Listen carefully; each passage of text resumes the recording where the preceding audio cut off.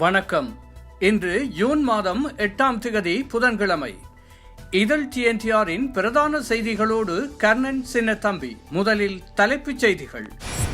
இலங்கையில் 21வது திருத்தச் சட்டம் அரசு தலைவருக்கு கட்டுப்பாடற்ற அதிகாரங்களை வழங்கும் 20A சட்டத்தை நீக்குமா? ஈரான் வெளியுறவுத்துறை அமைச்சர் இந்தியா சென்றடைந்தார். அவருக்கு உற்சாக வரவேற்பு அளிக்கப்பட்டது. பெரிதும் எதிர்பார்ப்பை உருவாக்கியுள்ள வாரத்தில் 4 நாட்கள் மட்டுமே வேலை திட்டம் பிரித்தானியாவில் சோதனை முறையில் ஆரம்பம். அமெரிக்க நாடாளுமன்ற உறுப்பினர்கள், உயரதிகாரிகள் உள்ளிட்ட 61 பேருக்கு ரஷ்யா அதிரடியாக பயணத்தடை உத்தரவு. வடகொரியாவில் மேற்கொள்ளப்பட்ட ஏவுகணை சோதனைக்கு பதிலளிக்கும் விதமாக தென்கொரியா மற்றும் அமெரிக்க போர் விமானங்கள் வடகொரியாவின் வான்வெளியில். செய்திகளுக்கு அனுசரணை வழங்குவோர் இலக்கம் 2 ரியோ லூயிஸ் மிஷல் 94 ஷுவர்சிலோருவாவில் அமைந்துள்ள ஷே மம்மோ.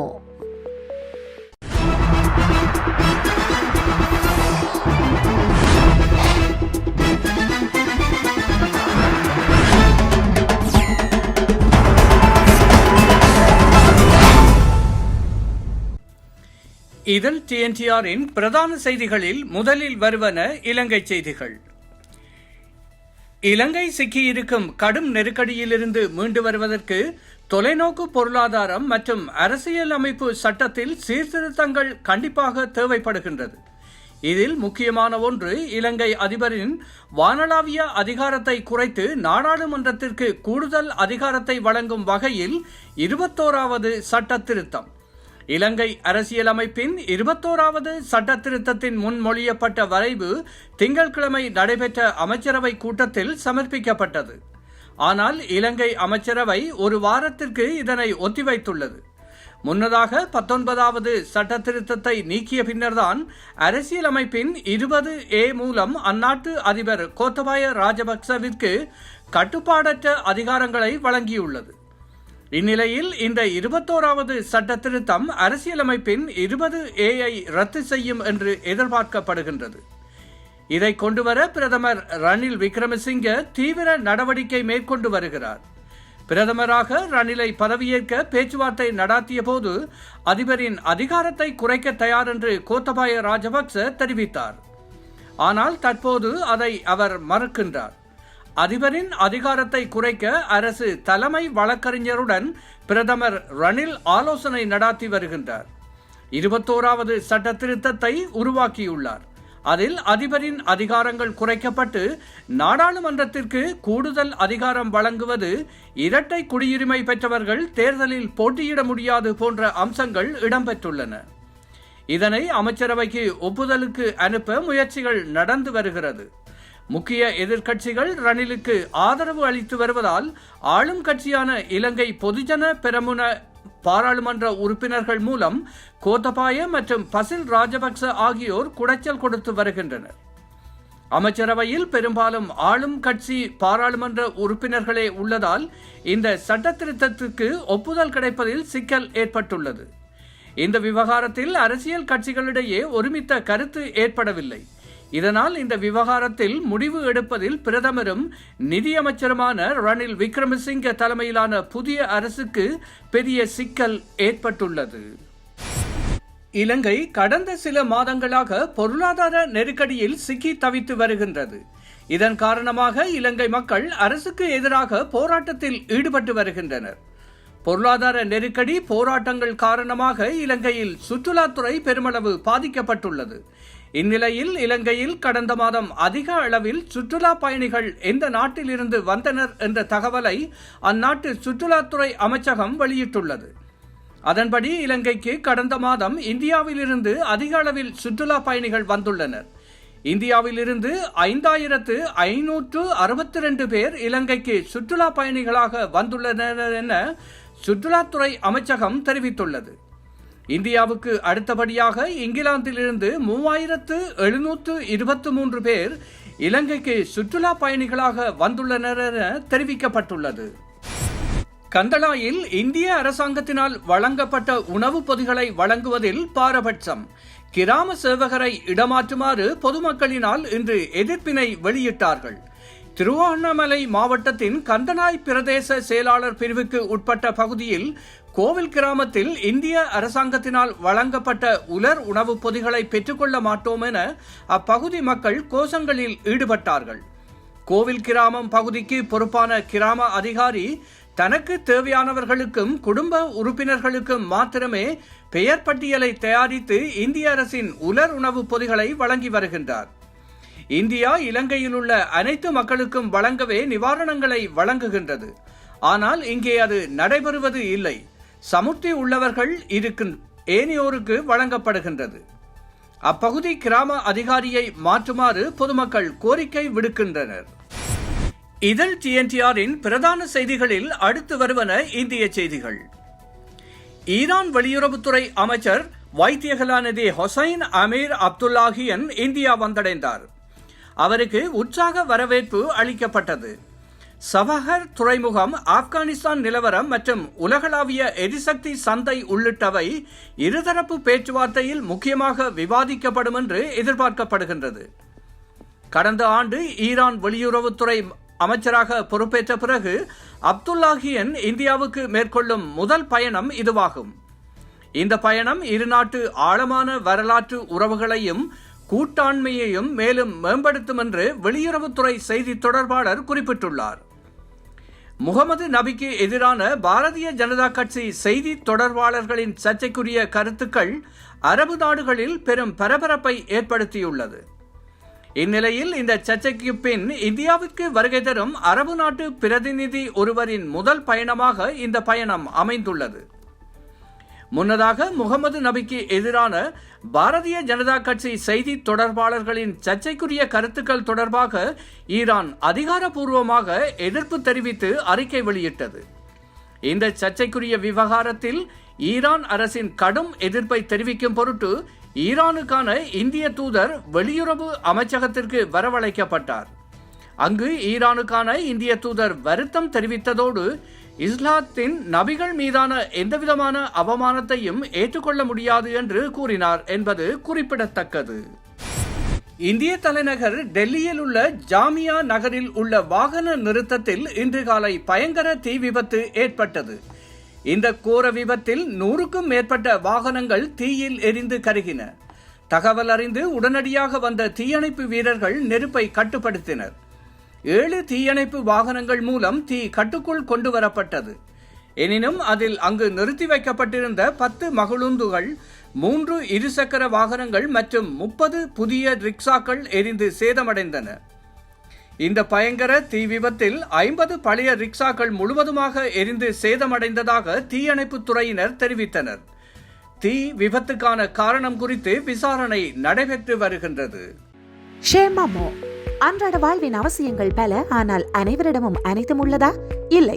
உங்கள் அன்றாட வாழ்வின் உத்தியோகபூர்வ தேவைகளான photocopy, internet and scanning, internet, telephone calls, phone cards, phone accessories, money transfer and parcel service அனைத்துக்கும் ஷேமாமோ ஸ்வாசி லுர்வா பகுதியில் இலக்கம் 2 ரியூ லூயிஸ் மிஷல் 94 ஸ்வாசி லுர்வா. ஷேமாமோ. Pour tout besoin tel que photocopie, impression, internet, téléphonique, carte SIM, accessoires pour téléphone, transfert d'argent ainsi que service de livraison de colis.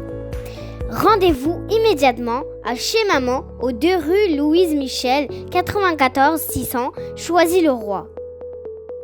Chez Maman. உங்கள் தேவை எங்கள் சேவை.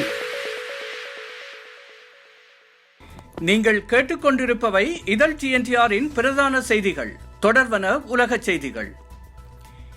ஈவில் கோபுரத்தின் மீது மின்னல் தாக்கியது. அதனை புகைப்படம் எடுத்த பிரெஞ்சு புகைப்பட கலைஞர் ஹுலிக் பெர்னார்ட் கோபுரத்தின் மீது மின்னல் 4 முறைக்கு மேல் தாக்கியதாக தெரிவித்தார். மின்னல் கோபுரத்தை பாதிக்காது என்றும் இதனால் பொதுமக்களுக்கு எந்தவித பாதிப்பும் ஏற்படாது என்றும் தெரிவிக்கப்பட்டுள்ளது. மோசமான வானிலை காரணமாக தொடர்வண்டி விமான சேவைகள் ரத்து செய்யப்பட்டன. மேலும் மின்னல் தாக்கியதில் 15,000 வீடுகள் இருளில் மூழ்கியதாகவும் கூறப்பட்டுள்ளது. பெரிதும் எதிர்பார்ப்பை உருவாக்கியுள்ள வாரத்தில் 4 நாட்கள் மட்டுமே வேலை திட்டம் பிரித்தானியாவில் சோதனை முறையில் ஆரம்பித்து வைக்கப்பட்டுள்ளது. இந்த சோதனையில் பிரித்தானியாவில் உள்ள 70க்கும் மேற்பட்ட நிறுவனங்கள் 3300 பணியாளர்கள் பங்கு பெறுகின்றார்கள். திங்கட்கிழமை ஆரம்பிக்கப்பட்ட இந்த திட்டத்தில் பிரித்தானிய பொருளாதாரத்தில் பங்கு வகிக்கும் பல்வேறு துறைகளைச் சேர்ந்த பிரித்தானியா முழுவதிலும் உள்ள ஆயிரக்கணக்கான பணியாளர்கள் பங்கேற்கின்றார்கள். அவர்கள் வாரத்தில் 4 நாட்கள் மட்டுமே பணி செய்வார்கள். ஆனால் முழு ஊதியமும் அவர்களுக்கு வழங்கப்படும். பணியாளர்களின் மனநலன் மற்றும் நல்வாழ்வை மேம்படுத்தி முன்னேறும் உலகில் அவர்களுடைய வாழ்வை மேம்படுத்தும் ஒரு முயற்சியாக இந்த திட்டம் ஆரம்பித்து வைக்கப்பட்டுள்ளது. உலக நாடுகளில் அமெரிக்கா, கனடா, பிரித்தானியா, அயர்லாந்து, ஆஸ்திரேலியா மற்றும் நியூசிலாந்து ஆகிய நாடுகளின் 150க்கும் மேற்பட்ட நிறுவனங்கள் 7000 பணியாளர்கள் 2022 இறுதி வரை நடைபெறவுள்ள இந்த சோதனை முயற்சியில் பங்கேற்க இருப்பது குறிப்பிடத்தக்கது. ஜெர்மனி நாட்டின் ஸ்விட்சர்டர் மாவட்டம் திரேசா நகரில் வணிக சந்தை உள்ளது. இந்த வணிக சந்தைக்குள் நேற்று மதியம் 1 மணியளவில் துப்பாக்கியுடன் நுழைந்த 58 வயதான நபர் அங்கிருந்த 53 வயதான பெண்ணை சுட்டார். இந்த துப்பாக்கிச் சூட்டில் அந்த பெண் இரத்த வெள்ளத்தில் சரிந்து உயிரிழந்தார். பின்னர் தான் வைத்திருந்த அதே துப்பாக்கியால் அந்த நபர் தன்னைத்தானே சுட்டு தற்கொலை செய்து கொண்டார். இந்த சம்பவம் குறித்து வழக்கு பதிவு செய்த காவல்துறையினர் துப்பாக்கிச் சூட்டிற்கான காரணம் என்ன என்பது குறித்து விசாரணை நடத்தி வருகின்றனர். அமெரிக்க நாடாளுமன்ற உறுப்பினர்கள், உயர் அதிகாரிகள் உள்ளிட்ட 61 பேருக்கு ரஷ்யா அதிரடியாக பயண தடை விதித்து உத்தரவிட்டுள்ளது. முன்னணி பாதுகாப்பு மற்றும் ஊடக நிர்வாகிகளுக்கு பொருளாதார தடை விதித்துள்ள ரஷ்யா அவர்கள் தங்கள் நாட்டிற்குள் நுழையக்கூடாது எனவும் தெரிவித்துள்ளது. ரஷ்யாவின் தடை பட்டியலில் பாதுகாப்பு நிறுவனங்கள், ஊடக தளங்கள், தர மதிப்பீட்டு நிறுவனங்கள், விமானம், கப்பல் கட்டும் நிறுவனங்களின் தலைவர்கள் மற்றும் அமெரிக்க வெளியுறவுத்துறை அதிகாரிகள் உள்ளடங்கியுள்ளனர். அமெரிக்க கருவூல செயலாளர் ஜெனட், வர்த்தக பிரதிநிதி ஹேத்ரின் மற்றும் தடைகள் ஒருங்கிணைப்பு அலுவலகத்தின் தலைவர் ஜேம்ஸ் ஒப்ரையன் ஆகியோருக்கும் தடை விதிக்கப்பட்டுள்ளது. மேலும் அமெரிக்க செனட்டர்கள், பிரதிநிதிகள் சபையின் உறுப்பினர்கள், முன்னாள் மற்றும் இந்நாள் அரச உயரதிகாரிகள், பத்திரிகையாளர்கள், இராணுவ பணியாளர்கள், வழக்கறிஞர்கள் உள்ளிட்ட 61 பேர்கள் ரஷ்யாவின் தடை பட்டியலில் உள்ளனர். சமீபத்தில் வடகொரியாவில் மேற்கொள்ளப்பட்ட ஏவுகணை சோதனைக்கு பதிலளிக்கும் விதமாக தென்கொரியா மற்றும் அமெரிக்கா தங்களது போர் விமானங்களை வடகொரியாவின் வான்வெளியில் இயக்கியுள்ளது. வடகொரிய வான்வெளியில் தென்கொரியாவின் F-35 மற்றும் அமெரிக்காவின் F-16 போர் விமானங்கள் உட்பட கிட்டத்தட்ட 20 போர் விமானங்கள் மஞ்சள் கடலின் மேலே பறந்துள்ளன. எதிரிகளின் அச்சுறுத்தல்களுக்காக இந்த பயிற்சி ஒத்திகை மேற்கொள்ளப்பட்டதாக கூறப்படுகின்றது. தென்கொரியா மற்றும் அமெரிக்காவின் உறுதியான கூட்டமைப்பு வடகொரியாவின் எந்தவொரு அச்சுறுத்தலையும் எதிர்கொள்ள தயாராக உள்ளது என தெரிவிக்கப்பட்டுள்ளது. கடந்த ஞாயிற்றுக்கிழமை வடகொரியா குறுகிய தொலைவில் சென்று தாக்கக்கூடிய 8 ஏவுகணைகளை நாட்டின் வெவ்வேறு பகுதிகளில் இருந்து கிட்டத்தட்ட அரை மணி நேரம் சோதித்தது. இந்த ஏவுகணை சோதனை வடகொரியாவில் பெரிய அளவில் மேற்கொள்ளப்பட்ட சோதனைகளில் ஒன்றாக கூறப்படுகின்றது. வடகொரியாவின் இந்த ஏவுகணை சோதனைக்கு பதிலளிக்கும் விதமாகவே அந்த நாட்டின் வான்வெளியில் போர் விமானங்கள் பறந்தது பார்க்கப்படுகின்றது. மெக்சிகோ நாட்டின் மொரிலஸ் மாகாணம் ஹர்வவசா நகரில் மரக்கட்டை மற்றும் இரும்பு ஜெயினால் புதிதாக நடைமேடை மேம்பாலம் அமைக்கப்பட்டது. இந்த புதிய நடைமேடை மேம்பாலம் அந்நகர மேயரால் இன்று பொதுமக்கள் பயன்பாட்டிற்காக திறந்து வைக்கப்பட்டது. இந்த திறப்பு விழாவுக்கு பின் அந்த பாலத்தில் மேயர், அவரது மனைவி மற்றும் பொதுமக்கள் புதிய மேம்பாலத்தில் நடந்து சென்றனர். அப்போது பாரம் தாங்காமல் புதிதாக கட்டப்பட்ட பாலம் இடிந்து விழுந்தது. இதில் மேம்பாலத்தின் மேல் நடந்து சென்று கொண்டிருந்த நகர மேயர் ஜோஸ் லூயிஸ் ரியோ செட்ஜியூ உள்பட பலர் 10 அடி பள்ளத்தில் விழுந்தனர்.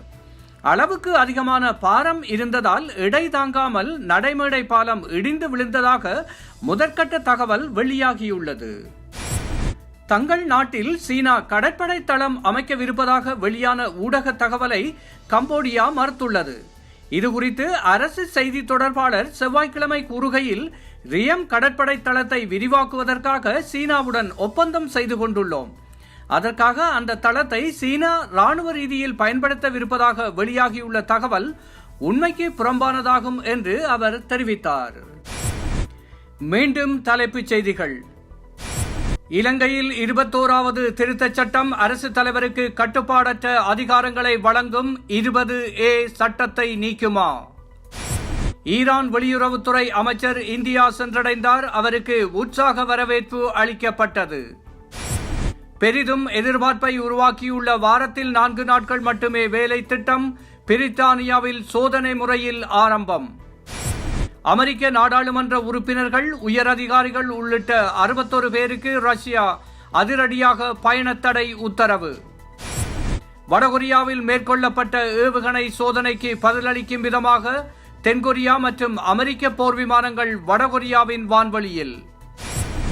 இத்துடன் இன்றைய இதழ் GNTRின் பிரதான செய்திகள் நிறைவு பெறுகின்றன. மீண்டும் இன்னுமொரு செய்தி அறிக்கையில் சந்திக்கும் வரை உங்களிடமிருந்து நன்றி கூறி விடை பெறுகின்றேன். நன்றி, வணக்கம்.